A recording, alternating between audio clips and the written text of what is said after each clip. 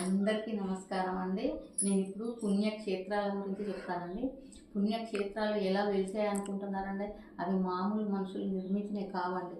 ఋషులు తపస్సు చేశారండి. పూర్వకాలంలో తపస్సు చేసి వాళ్ళు అన్నీ తెలుసుకొని దేవతలు కూడా కొంతమంది దేవతలు వాళ్ళకు ప్రత్యక్షమై ఏ దేవుళ్ళు ఎక్కడెక్కడ ఏ ప్రదేశాలలో నిర్మించాలో దేవస్థానాన్ని వాళ్ళు చెప్తే ఆ యంత్రాలు పెట్టి వాళ్ళు నిర్మించారండి. అందుకే మనం క్షేత్రాల దర్శనం చేసుకోవాలని చెప్తారండి.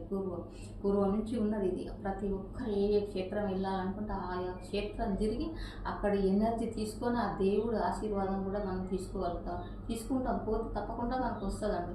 మళ్ళీ దేవతలు వెళ్ళకుండా నదులు కూడా అండి, నదులలో కూడా స్నానాలు చేయాలండి, పుష్కరి స్నానం కూడా చేయాలండి.